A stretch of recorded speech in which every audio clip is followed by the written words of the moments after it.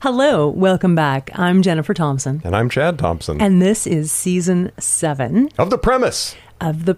Where we get to the story behind the storyteller.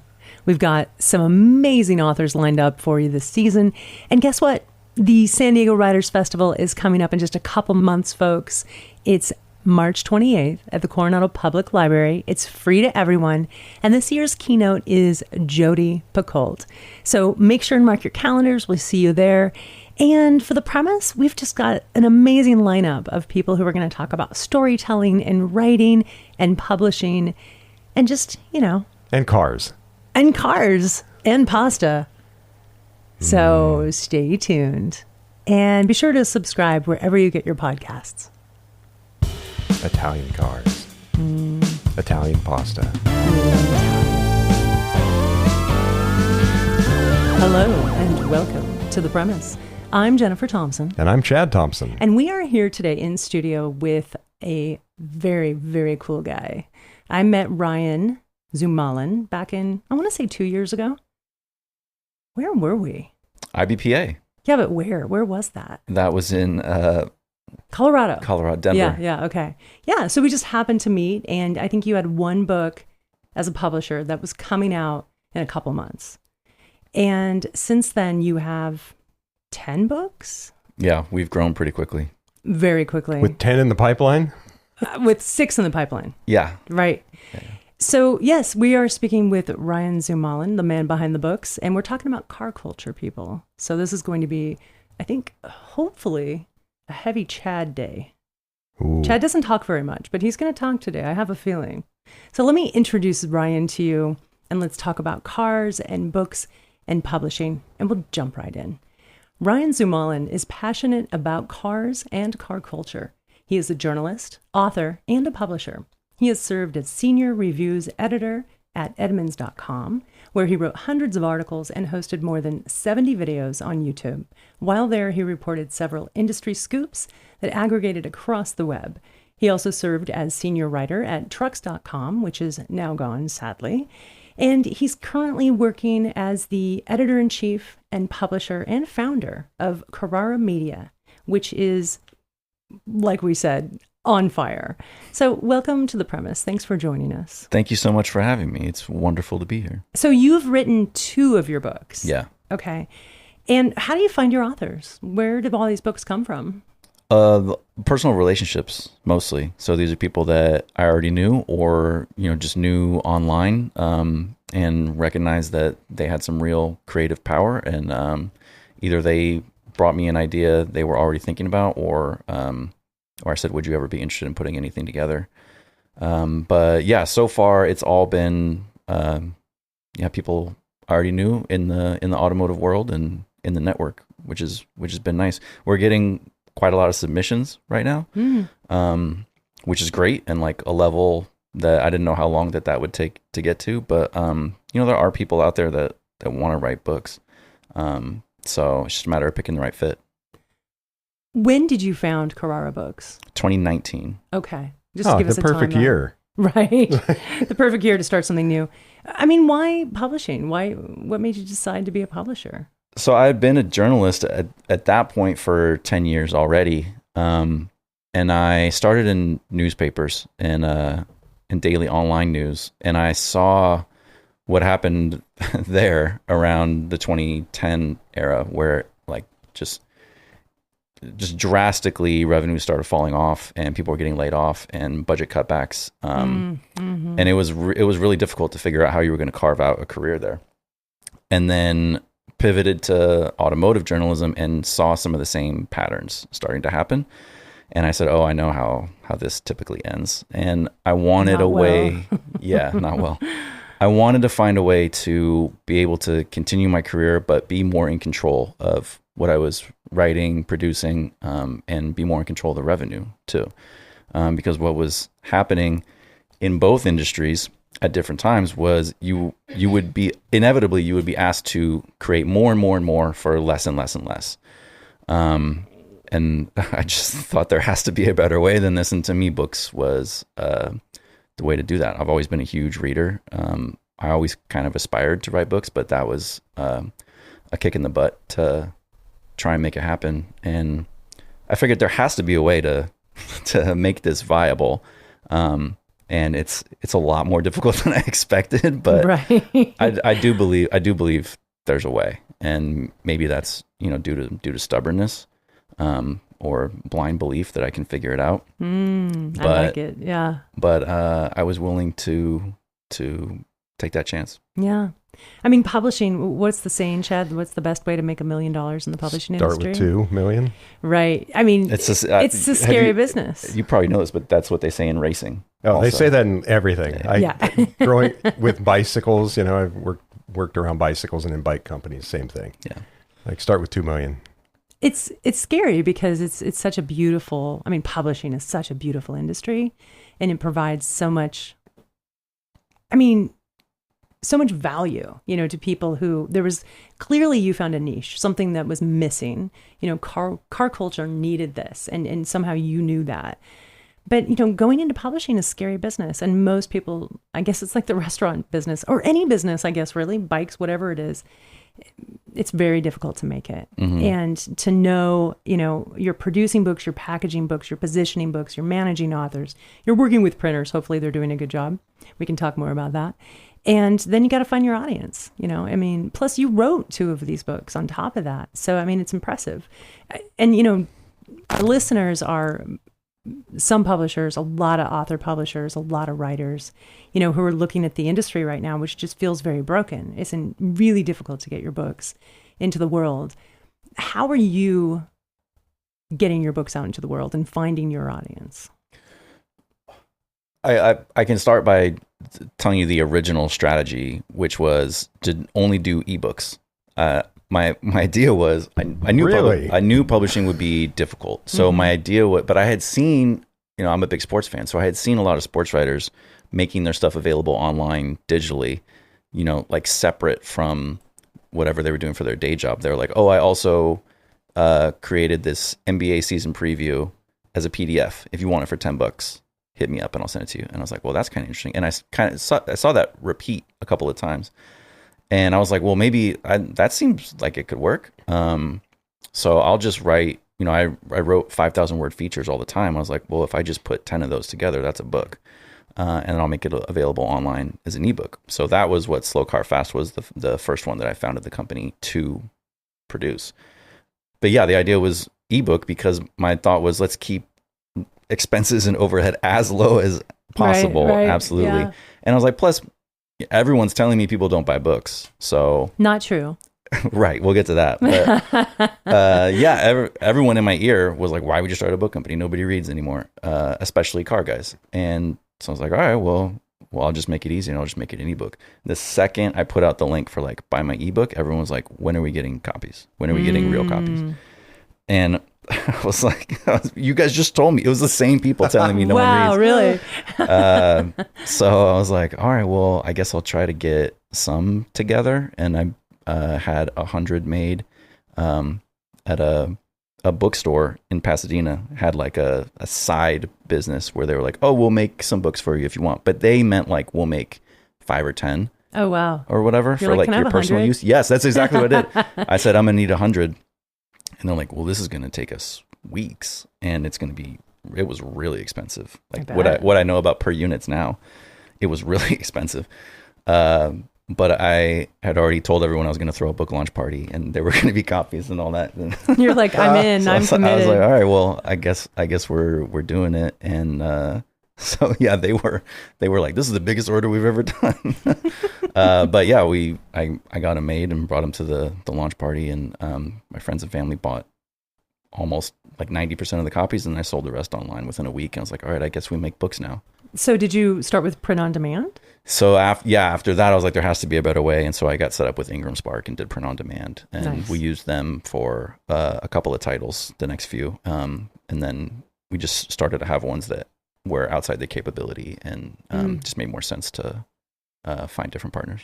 Nice. Now, the crazy thing to me is that you're not like a publisher that does one genre. Like you do coffee table books, you do Memoir, you do photo books, you do.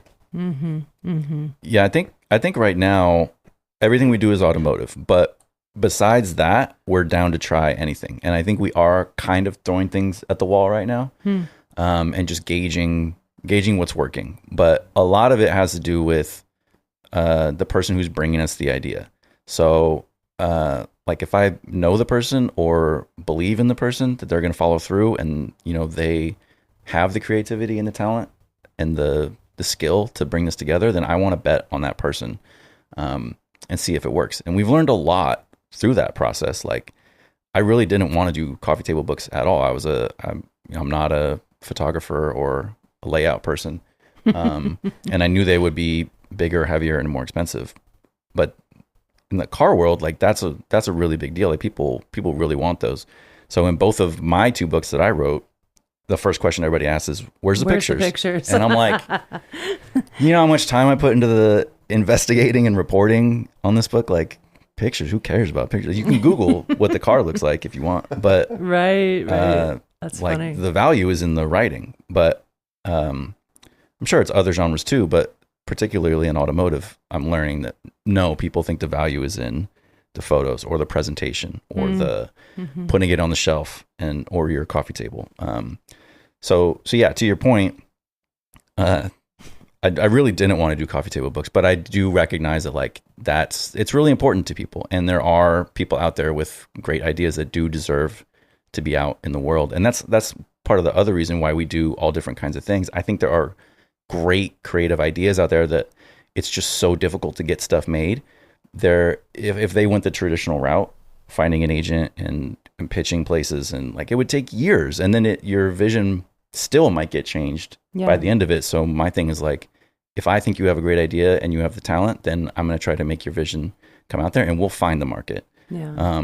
And that's probably not the most efficient business model, but it's what we're willing to do to make good relationships with our authors and establish trust with our audience and see what works. Well, and I think you're probably going to know the niche more so than any like random agent or random publisher. I mean, I don't think that many publishers that are actually in that niche. No, there's not. They're all probably all doing like tech manuals and right.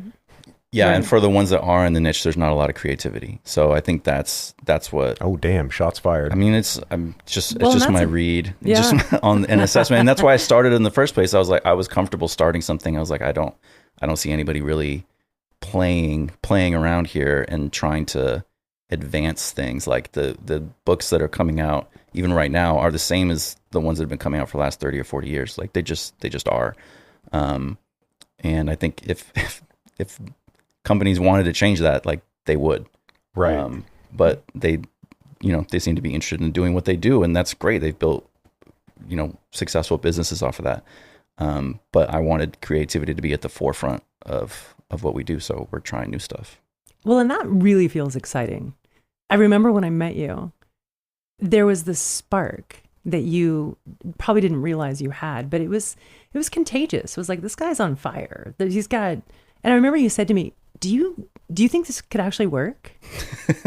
And because we were talking about marketing, I help people with book marketing. And I was like, yeah, actually I do, and it's because of your passion for it. And just the car culture community is so tight knit and fanatical. It reminds me of rock climbing or bicycles. This is something that people aren't just into a little bit, they're into it a lot. Mm-hmm. So I think leaning into that creative side of it and giving people more control over their own creative vision is such a gift. Yeah, there's a few reasons I believed in it, but I was being told so emphatically by people in the community that like this won't work because because their thing was like, well, car guys don't read. And I have a lot of problems with that statement, but it ultimately I would just think I was taking everything they said and trying to like really sit with it and figure out if that was right. But the more I thought about it, the more I was like, well, I just don't believe you. Mm-hmm. Like, first of all, I can't think of a more cynical thing to say about a community of people right. than like, well, they don't read. Like, what? Like, right. Well, I think you're just not giving them anything interesting to read. That's my Bam. my opinion. If you produce something cool that people want to pick up and want to sit down with and read, they'll make time for it. Like I truly believe that. And I think that part, in my opinion, we've borne out to be true. Yeah, they're not reading because they're not being serviced. That's right. Yeah. Like, what are you producing for that particular person?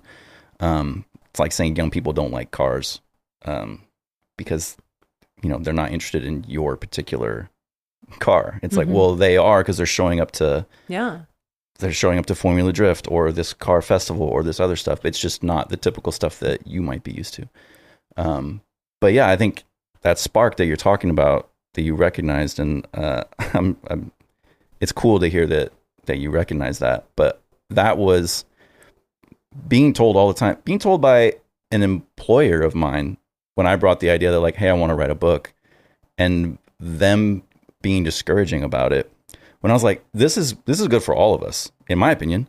It's like the New York Times has reporters, you know, go take sabbaticals and write books all the time, and it increases their credibility. Yeah. Like, if I go off and do this and spend this time and bankroll it myself and put this out and it's successful, that reflects well on all of us, that, like, you have an employee who, you know, has the authenticity to go, you know, publish something that works for all of us. And for them to not see it like that. And one of them told me, like, well, we both know books don't make any money. And I was like, well, that's missing the point, because that's not, first of all, it's not really what it's about. And second of all, I think it can. But that spark, and coming to you, I've I look to you as a person who knew what they were talking about. And it's so difficult to find people like that in publishing, I found, especially starting from scratch with no experience. Right. Like, the publishing world can be very opaque. It can be very difficult to figure out what is real. Sure. Yeah. And that's, I was just looking for, like, any nugget of, like, no, everyone is wrong and you're right. Yeah. I hope, I ask myself all the time, is this just an ego thing for me? Or it's like, or is there some validity here? And so that's what I was searching for. And in our early conversations, like, that really helped with my confidence that, like, okay, I should probably go all in. And you did. You went all in. Yeah. So where sold the house. Yeah, no. No. So where are you at now? Like, you have 6 books coming out this year? We have 6 books coming out in 2026. That's absolutely phenomenal. Yeah. So let's talk about them. Tell us about some of these books. Yeah. The 2, we can talk about 2 right now. Okay. Got it. Just to make sure the authors don't feel too much pressure as they're grinding away. The first one is coming out in March. That's called Your Mom Races Rally. Nice. It's a memoir by a very dear friend of mine who is mother of 2. And at the time she wanted to start writing the book, she was 38 years old, and her kids were, I don't know, maybe 2 and 5 or something like that. And she just felt, like, completely overwhelmed by motherhood and felt like she had lost her self-identity, didn't recognize herself, didn't know what happened to the adventurous person she used to be. And she called me one day and she was like, if I just decided to try to get into rally racing, and she didn't know how to drive a stick at this time, by the way. Wow. Okay. She said, if I just tried to get into motorsports and rally racing, would you support me and help me? And I was like, I will go to the ends of the earth to help make this happen. And so that's what she did. She taught herself to drive stick. She booked a class at a rally racing school. Got hooked, so awesome. And then bought a car, and she and her husband started to build it in their garage. And wow. By the end of the year, she was competing in rallycross races. Wow. So yeah, it's called Your Mom Races Rally. It's a memoir about learning that it's okay to put yourself first. It kind of sounds awesome. I'm really excited about it. I love her already. Yeah. And I've been watching her and following her on Instagram, and she's fucking awesome. I'm just going to say it. And her kids are, like, super into it, and I'm, like, very inspired by her. So that's pretty cool. She was terrified that, like, I'm ruining my family. I'm spending all of our money. I'm taking all of our time away from, I should be doting on my kids and worried about sleep schedules and meal plans and stuff. And instead, like, I'm doing this she calls it frivolous a lot, which I think is a perfect word for it. It was almost the title. I'm doing this frivolous thing that doesn't mean anything. But instead, she's found that, like, you know, she's setting an example for the kids. Yeah. Yeah. That, like, it's so important to prioritize fun in your life and seek out joy and try to rediscover that adventurous person who's still in there. Like, they're not. We don't lose that person. Exactly. We just put them in a closet and shut the door. Yeah. And what would you like? We had so many long phone calls that, like, it's okay. You're doing great. Like, you should keep going. And I would just ask her, like, what would you tell your kids to do? Like, would you tell them to stop doing the thing that they really truly love? Yeah. And she's like, damn it, you're right. All right, I got to go fix the car. But yeah, we're extremely proud just to be involved with it. And there's a huge focus on women's health and pregnancy planning and postpartum issues. Wow, Like, everything. She really, really gets into it. So and then a little bit of driving through the mud as well. Well, I would hope so. Yeah. We want some mud in that book. And that book's called Your Mom Races Rally. Correct. By Kelly Conroy. That's right. In Unison, where available. And that's coming out in March. Yes. Great. Awesome. Well, that's kind of a departure for you guys, right? It's still automobile, but. First memoir. Okay. And then, to really put the focus on motherhood and womanhood. I love it. Yeah. Again, it's like, I don't think you have to go after quote unquote car guys to make car books. Right. I think the intersections, cars are about so many things outside of just the machinery. Mm-hmm. And that's what I want to explore. Well, and that brings me to another book that you have. I think it's We Deserve This. Yeah. How did that come about? I've known Victoria Scott for a few years, mostly on Twitter. We knew each other for a long time. And so she was one of the first people that I hit up when I was looking to possibly bring on other authors. And I was like, she had done a cross-country road trip in an old Toyota Hiace van that she was like fixing up as it was breaking down along the road trip. Yeah, I know that feeling. We know something about that, yeah. And she was writing dispatches for the website that she was writing for at the time. And I hit her up and I was like, these dispatches would easily make a book. So that was the original idea. And instead she said, I actually have a few other ideas. And one of them was We Deserve This. And this is a kind of a photographic journey across America, setting up photo shoots of transgender women and the cars that they own, or one that fits their personality. So some of the cars in the shoots were either loaned or borrowed from the automaker, but maybe 2/3 of them are actually owned by the person. So you get a real sense of, and she's such a fun photographer, and some of the shoots are just oozing like the person's personality, which I think is super important. Because the cars are really cool. Like there's DeLoreans and Lamborghinis and weird old custom Mercedes that look like they're from Terminator 2 or something. But that's awesome. But the cars are cool, but what's really important is like it's showcasing the person feeling comfortable in their own skin. Yeah, that's cool. So it's a fashion lookbook. It's a statement on being trans in America in the 2020s. And it's showing a niche of car culture that I think most people aren't even aware exists. But, she found 20 trans enthusiasts. And like, not only does it exist, but like they are major parts of the car community. And I was really, really happy to be the one to help her put that on display. That's so cool. Yeah. When did that come out again? 2024. So right after we met. Okay. Yeah. I think you were talking about it. Yeah. I was stoked about that one. That's awesome. I want to talk about VWs. Cool. Vochos Unidos? Yes. Tell us all about it. This is a book that's going to come out also in early this year. So late April. It's by a photographer, Rodrigo Gaia VR. who was born and raised in Florida, but is Mexican American. And so he would visit Mexico as a kid with his family quite often. And then a few years ago, decided to move to Mexico and was there for 5 years. And while there, just noticed that there were Volkswagen Beetles everywhere, like just right, yeah, crawling all over the place. But the interesting thing was like all various forms and different uses. So you could by following the Beetles around Mexico City or in the towns outside of it, you could get a sense of how the people lived differently from place to place.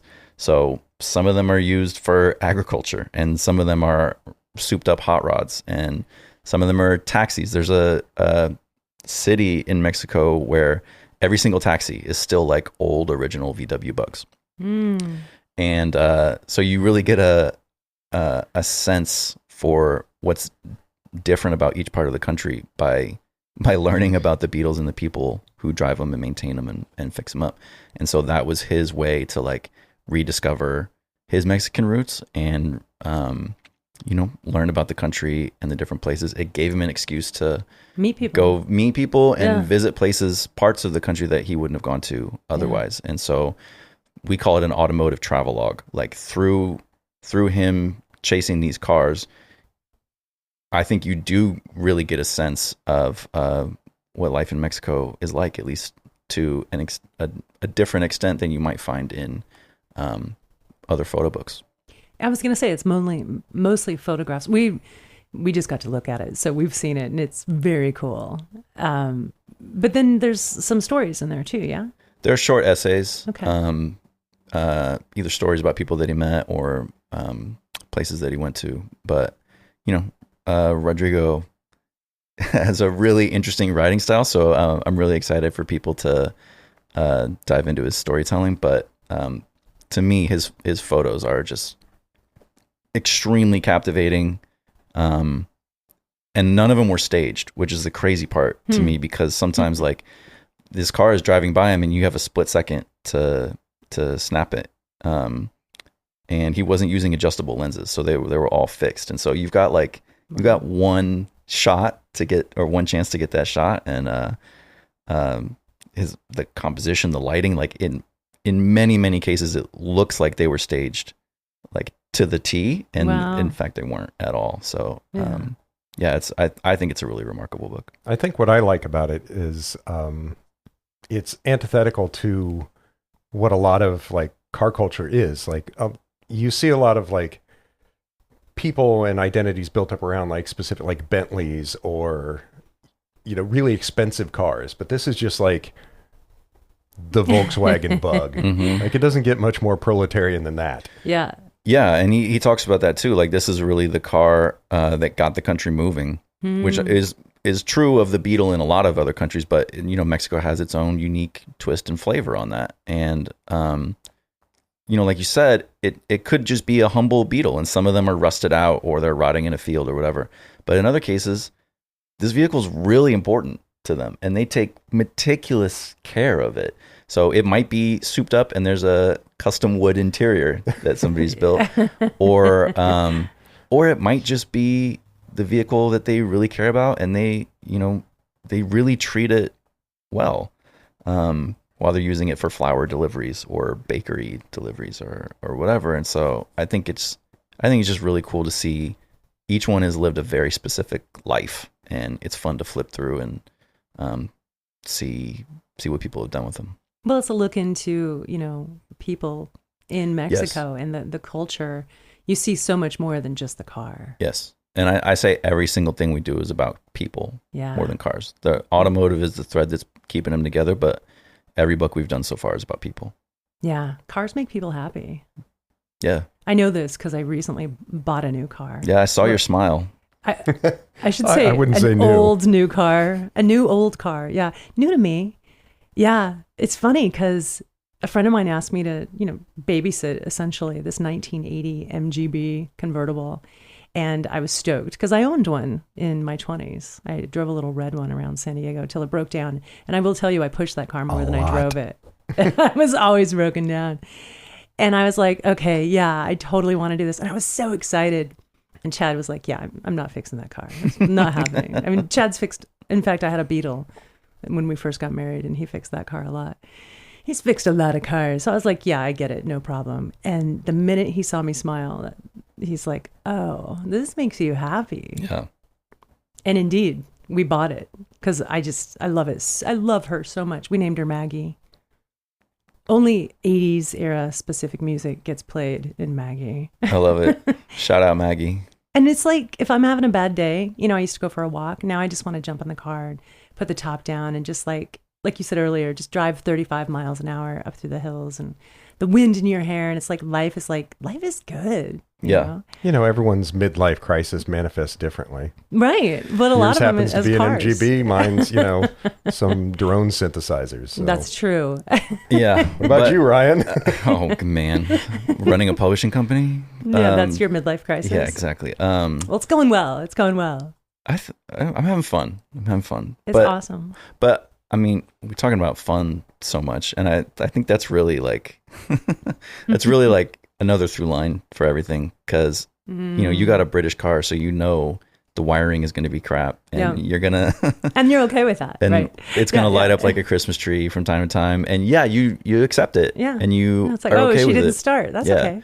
Rodrigo wrote a line in the book that was like, it's a very Mexican philosophy to not be afraid of the pain and run away from the pain, because you understand that it's just a part of being alive, which I thought was so applicable to everything. But he's talking about Mexican VW Beetles. But yeah, it applies to everything. It's true. Well, sure. Didn't they stop building VW Beetles in like relatively recently? I think 2003. Yeah. Well, that's the other thing is Volkswagen was making them in Puebla, Mexico, for 50 years or close to it. I think from 54 to 2003. So that was the other connection. Like it the Beetle or Vocho really does have long-standing deep roots in that country. So yeah, it was perfect in a lot of ways. What kind of a book launch are you doing for that car? I mean, not that. For the book. For the book. For that car book. Yeah. Are you going to Florida? Or no, what's gonna Rodrigo happen? will be coming out to LA, and we're throwing a Cinco de Mayo party. Oh my God. Downtown. I want to be there. Please. That sounds amazing. Please. It's going to be a lot of fun, and there's lots of other surprises that we're still wrapping up, so I can't talk about them yet. But I hope there's a Beetle Club. Oh yeah. Awesome. Yeah, there has to be. We I got was gonna say, right? We got some major LA Volkswagen clubs. LA area has a club for every conceivable make and model, I think. Correct, but also the Mexican community and Volkswagen go hand in hand, and we've made some friends who are very excited about this event. Nice. That's awesome. So how did you find Rodrigo? Through a friend. So Okay. we had a mutual friend. His longtime buddy Forrest was helping me with the company for a while, and was hugely influential to a lot of like the early foundational stuff that the company still runs on. And so he made the introduction That's great. about a year and a half ago. I love that you're getting submissions now too. Yeah. I remember I asked you, do you want to open it up to submissions? And you were like, well, I'd like that. We hope so. And now it's just happening. Yeah. It's awesome. Yeah. I still find it's pretty rare that it's a good fit. And I think that's a good thing. I think people generally have awesome ideas. Yeah. But I think that everything we do has to be completely different from what other people would do. Right. Like it just has to be. So even when people have good ideas, like it just needs to be very us. For right now anyway. Oh, indeed. Yeah. Well, and that's just protecting your brand, right? Absolutely. Yeah. Well, and the fun too. You have to protect the fun. The fun. Because if it's not fun anymore, why do it? Exactly. So let's bring it back to the publishing piece. What has been the most challenging, do you think, in all of this? I think peeling back the curtain, like I still find it really difficult to like find answers to certain questions, or find people who can help answer certain problems that we're having. And I'm not used to that. Like I'm a reporter, so I'm typically like able to hunt down the right person to talk to an interview, within a couple of emails or phone calls. And I find publishing is not like that. I think people like to keep good vendors and suppliers close to the chest a little bit. Interesting. Yeah. Which I guess I understand it's a competitive advantage, but as somebody coming into the industry with no experience, I find that part very difficult. So you just have to kind of break through it and be willing to make mistakes and learn from them and figure it out. But yeah, also the business model is really tricky, and I think we do a good job of keeping things lean and not being afraid to spend money when it makes sense. But yeah, it's a challenge for sure, and I'm always curious to ask you questions about that, because I know many times I've been like, how do people make this work? Yeah. And I wonder if there's not a straight answer. Yeah, I wonder how sure. things have changed recently, and the way that we do it mostly is by going direct to consumer. Mm-hmm. We don't ignore distribution. We have a distribution partner that we're very happy with, but yeah, D2C will always be a big part of our model, and that feels like a way to figure things out. I think it certainly beyond gives that you more stuff. padding, right? Absolutely. Well, honestly, I think the publishing industry is drastically changing, and that is one way that it is changing. I mean, if we look back to Benjamin Franklin, the father of publishing, right? He had a printer, and he would print books for other people. So people paid to have their books printed, and they would go out and sell them because they had something they knew people wanted. And if you just think of that's what we're doing now, right? I know that there's a market for this. I'm the person to tell the story. I just need to get it printed, get it out into the world. You know, I feel like the traditional publishing model, as it's been, is changing. It's going away for a lot of reasons. And I think that's good for people like us. It's also problematic because there's like 4.5 million books published every year. Right. So there's, you know, I think it's working its way out. You know, we're starting to figure out how to find good books again. Mm-hmm. But if we can go to people who we trust and people like you who know car culture, then we don't have to look any farther, right? And that's how we're finding, whether it's fiction or memoirs, we're looking to our peers and we're looking to organizations to help kind of bring us to those books. Mm-hmm. That's really it, is knowing your audience. And when you said earlier, we're into people, it's about relationships. That's it. Publishing is about relationships. I mean, the printing and the packaging and all of that, yes, you need to be good at that. But what you really need to be good at is listening and building relationships. Yeah. And knowing your audience and being able to reach them, because that will... Yeah. Where are they? Yeah. What are they looking for? Yeah. And if you can find your audience, then you'll run circles around a big publisher that doesn't have experience finding that audience. So 100%. It sometimes does make a lot of sense to go your own route or self-publish or whatever. But yeah, there's just difficulties that come with that too. Well, and I've been talking to so many author publishers who are trying to decide between going hybrid or just publishing independently. And the hybrid model has a lot of value for someone who doesn't want to know anything about packaging or any of that. But the problem is you lose control. You lose control for sales, distribution. I mean, we had a book this Christmas that was doing great. It was #1. And then suddenly books were gone and there was no distribution and they weren't going to be back before Christmas. And that was it. We lost our thunder. So it didn't matter how much marketing we were doing. We were beholden to the publisher. And and that was the end game for us, right? But hybrid is still growing, you think? I think it's going to start shrinking. That's what I think. I think people are going to start doing it themselves and hiring, people like me, publishing consultants, to help them do it right. But really, take the control into their own hands, and they make the money, they build the relationships, they are able to price the book however they need to price it. And they can, print on demand is fantastic for that. It's just maintaining that power, I think, is going to be more and more important because of the relationships, because of the brand. So, I mean, ultimately what you have done is just that. You're building relationships and you're the publisher and you're developing all these relationships with other people who want to put books in the world. Yeah. And that's cool. Yeah. I like that there are options for people. I like that if, you can say, I think I have this great idea. Do I want to self-publish? Do I want to hire a hybrid publisher, or do I want to shop it around to a traditional one? I think in my experience, people still look at anything other than a big name publisher. You're self-publishing. Mm-hmm. Mm-hmm. And there's still I don't know. It's not viewed as real publishing, at least in my experience. Like, people who know the industry, like, they understand the differences and how the model works and everything. But I had to convince people for a long time, no, I'm a real publisher. Right. And self-publishing is too. That's real publishing too. But like, it wasn't until I got into the IBPA and like, because I believed those people. I got to stop listening to people. But naysayers. Yeah. But I believed those people for a long time. I was like, oh, I guess I'm just self-publishing. That's what real. what everyone tells me I'm doing. And then it wasn't until I got into the IBPA and like just started asking questions, and everyone's like, no, you're traditional. Like, you were absolutely traditional. Yeah. But I didn't even know that.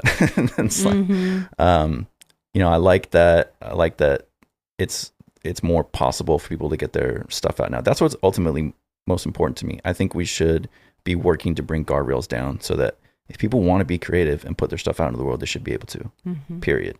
And that's will always be really commendable to me, and I'll always stick up for people that have the power to control what they make. Yeah, absolutely. Well, and I think the number one thing that I tell people is your third book sells your first book. Yeah. Because you've done a lot wrong and you've figured out a lot, but you've been developing those relationships and building your own sense of worth, right? And then that starts to show to your audience, and not giving up. And we just had someone recently on the premise. We were talking about a thriller. She wrote the book 17 years ago. You would think she would give up, after that much time, but she didn't give up. She believed in the book, and there's a lot of power in that. Finding the right avenue, finding the people who can help you make it work. If you know there's an audience and you believe in what you're doing, then by all means do it. Mm-hmm. Absolutely. You were smart though, Ryan. I mean, you went to IBPA, which, by the way, for any of our listeners, that's Independent Book Publishers Association. It happens every year, typically in May or April, late April, around the country. It's going to be in Portland this year. And, small publishers, author publishers come together and talk about secrets, trade secrets. Like, okay, what are you doing? There's printers. Hopefully that's a great source for people like you to figure out what the hell you're doing. Yeah, well, a lot of people are going through the same problems. Well, that is true. You sit at a table and everyone has the same questions. Yeah. So who's going to answer them, right? Yeah. We're all just bleeding each other. But no, that was super helpful. And you guys had a booth for the first time last year. We did. Which is cool. Yeah, that was cool. We decided to go all in. We will not do that again. Really? No. Yeah. I love teaching and being at the conference, but I don't want to be a vendor there. It wasn't my thing. But, I will always go back and I will always support IBPA. I mean, they are fantastic. The team, Terry and the team there, everyone, they care. They really care about publishers. They care about publishing. They care about storytelling. And, they do the best they can to get professionals there to help people learn. And I mean, it's trial and error though. You got to do it yourself and figure out, okay, now I know. Yeah. I've found that in publishing, every door you open, you get 10 more doors. You find, at least 5 to 10 more that you now have to open. But like, that's the only way to do it is you just lean into it and try to figure it out. And IBPA was huge for helping me figure out what I didn't know. But yeah, that was really important. And I think we made a lot of progress really quickly. You really did, like 2 years. Yeah. And we haven't even talked about life at shutter speed yet, which is the whole point, right? Like, let's do that. Let's jump right in. Who wants to start? Well, I will just say this. So this book, Life at Shutter Speed, about killed me. It is such a beautiful book. It's a coffee table book. It's huge. What's the dimensions on it? It's 14 by 11, 400 pages. It weighs 8 pounds. 2,400 images were placed. Wow. And it is by Chad. If you couldn't tell, by the people are like, why did it almost kill you? I had to buy a new computer afterwards. Yeah. It was, it was such a wonderful process to like watch you guys making decisions in real time. It was cool. And I know you just told me earlier, I hope it's okay that I share this, that people said after the fact, like, I didn't think you'd be able to do it. Mm-hmm. I knew you'd do it because I know you're passionate and I know you care and you're smart. You're a writer and you understand the industry. Even if you don't understand specifically what's happening in this moment, you know what the outcome needs to be. Mm-hmm. And, you were so calm, like in moments where like, it felt like shit was hitting the fan and lots of things were getting changed in real time. And you were always calm and methodical. And I think that presence really helps your authors, your team. It's like, okay, we're going to get through this, right? Mm-hmm. If you'd been like, oh God, what are we going to do? But you never lost your shit. Yeah. I mean, there are Not those, that I saw. There are those moments. But yeah, I just felt like, well, it's going to happen. So whatever we decide or don't decide here today, like it's going to happen. There wasn't an option not to. For a lot of reasons, like not the least of which was like the success of the company was riding on it. But but that book, no pressure. So the photographer for it is Larry Chen, who's the preeminent automotive photographer of the last 20 years, like period, to me, point blank period. And again, we got to know each other through personal relationship before there ever was a book. And when he said he wanted to get serious about doing a book, I was like, okay, we're dropping everything and we're dedicating all of 2025 to making this happen. And that's what we did. Thankfully, you guys were available to step in and gave us some huge, huge help, without which it would not have been possible. But this book is 400 pages, all 20 years of Larry's career. And I mean, what was really important to me is that in that 20-year span, you see the evolution of car culture and you see the progression and the changes and the trends. Like certain things come in and then they might leave quickly, or other things turn into full-blown movements. And his photography is stunning on top of that. But yeah, like Chad said, the sheer volume of how much he shot over that period of time, plus trying to figure out what to prioritize and what to highlight versus, what to turn into a small essay. It just had to be done. He's got over 1 million followers on Instagram and a huge YouTube presence too. So I was like, well, the market is right there. It's right there. And not only is that like, okay, those are potential customers, but those are people who are hungry for this. Like I know they will be. And because look how much they're consuming material in other ways. To say that like, oh, they're consuming everything being put out right now, but they would never touch a book. Right. That's silly. Yeah. The interesting thing to me is like, not only did they consume the book, but they consumed a rather expensive book. Sure. And were willing to put down,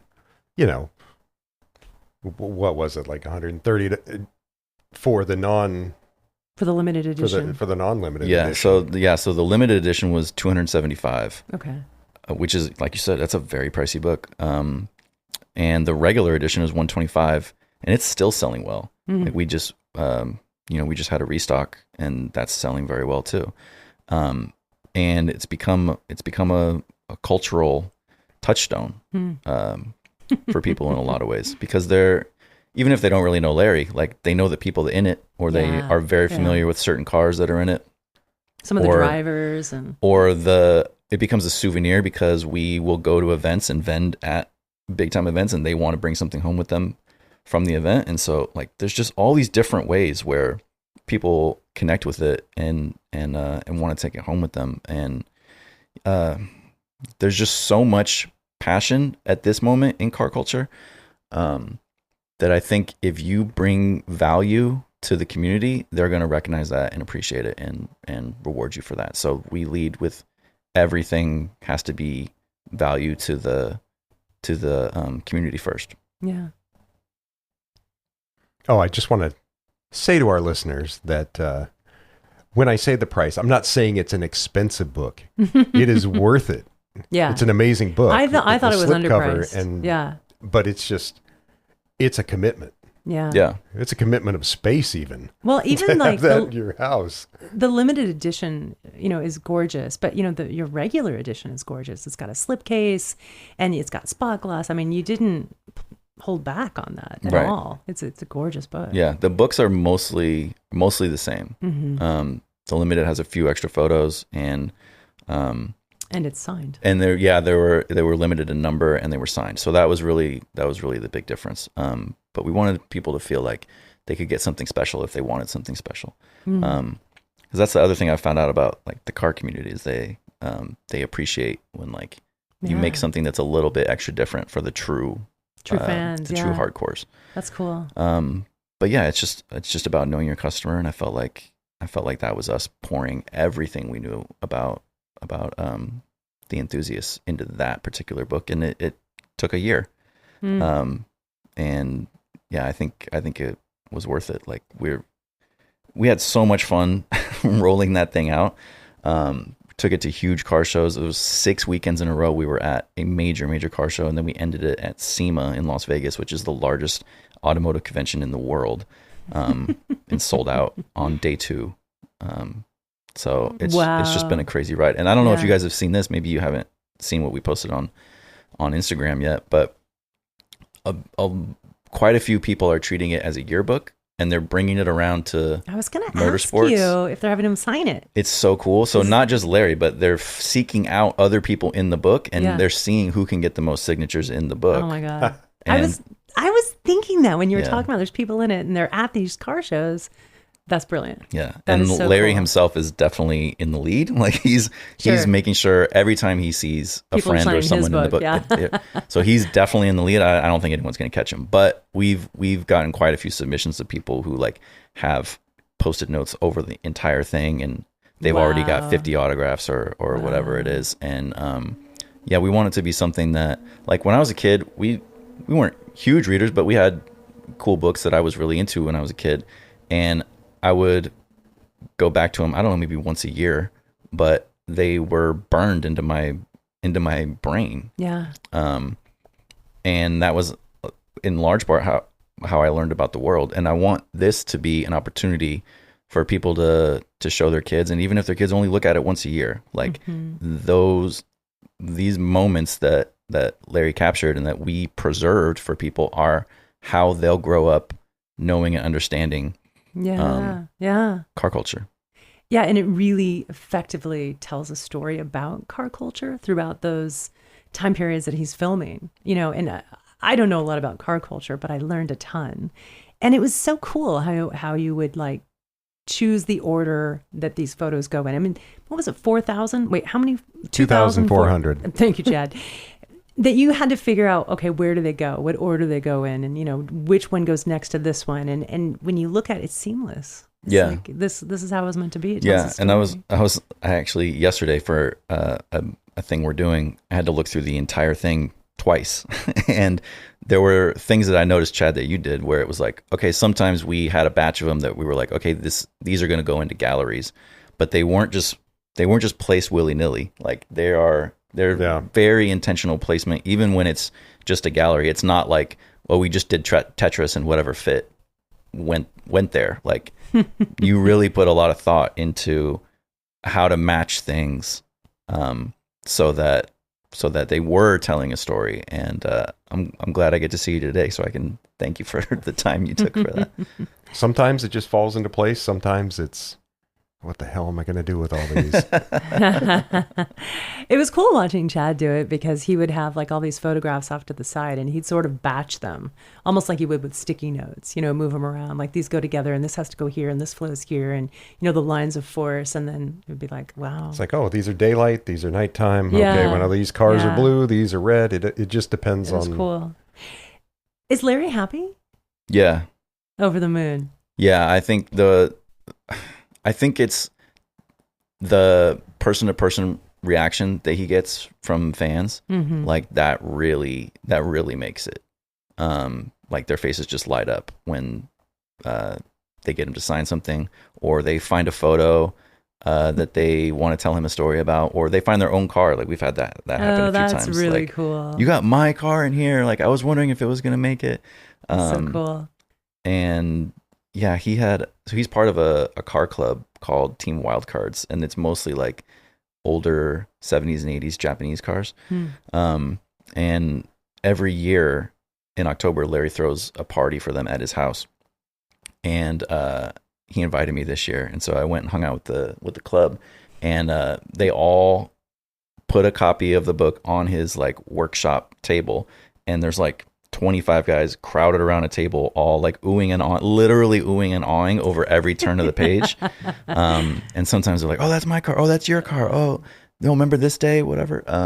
But these big burly dudes like geeking out of her car over every turn of the page. Cool. And yeah, Larry had just ear to ear grin, I bet, the entire time, and he kept saying like, "This is what it's about. It's about bringing people together and telling stories, using the book as a medium for that." And yeah, I agree. I think in that regard, it's been a huge success. Nice. Well, I mean, I gotta say, congratulations on everything you've done, and just believing in yourself and believing in the people, car culture and the people who love car culture. Like you knew from the very beginning. You might have doubted it a couple times, but I don't think you really ever did. I think you were looking for someone to say, this is going to work, but you knew it was going to work. Yeah. Yeah. And that's I think so that's right. cool. I think that's right. I think there's so much. Or maybe you just didn't care. You were going to do it anyway. I think there was definitely a little bit of that. But I think what really bolstered me is like, there's so much creativity in the publishing world right now. But I don't consume a lot of car media anymore. Like I'm reading a lot of science books. I've always read a lot of sports. I've always read a lot of music. The rise of food and travel writing, like in the 2010s, like really did a lot for me. I thought people got so creative with the way that they would tell stories about food, where they're typically a food story is really about people. Like that was a huge inspiration to me. I mentioned science writing is doing some of the most incredible, interesting things right now. Yeah. And taking a topic which can be really complicated and boring, and making it so fun and exciting. Like that is huge for me, because I feel like automotive is very similar, but we don't really try to branch out so much. Like we let it stay inside baseball basically, and we let it stay purely mechanical or whatever. And I'm like, there's so much more we could be doing. Just look at literally any other genre of writing or journalism. I just don't think there's that many automotive journalists right now. I think there's a lot of automotive writers, but if you look at other genres of journalism, like automotive is in a dire need of a complete restart. And I think that's another part of our motivation is like, well, if no one else is going to do it, we'll try and do it. But I just think there's too much opportunity out there to do different types of things. I don't want to keep doing the same thing over and over. Right. Well, and that's cool because there's so many different things to talk about and to show and express around cars and automobiles, but it doesn't have to be boring. And it's not. It's really cool. Well, again, congratulations. And thank you so much for taking the time to sit with us and just chat about cars and books, our favorite things. Of course. You guys are the best. We appreciate it. You can learn more about Ryan at rzummallen.com and also on his publisher website, carrarabooks.com. Be sure to subscribe to his Substack at Race Day. Follow him on Instagram at Carrara Books, and anywhere else you might find him. Definitely support Ryan in these books and these authors. It's just so beautiful to watch him succeed and put out such gorgeous products. And they are gorgeous, let me say. Again, this has been another episode of The Premise. You can visit us online at thepremisepod.com and subscribe and rate wherever you get your podcasts. And be sure to mark your calendars for the 7th Annual San Diego Writers Festival happening on March 28th at the Coronado Public Library. Our keynote this year is Jodi Picoult. I'm Jennifer Thompson. And I'm Chad Thompson. And I'm Ryan ZumMallen. Thank you for listening. We'll see you next time.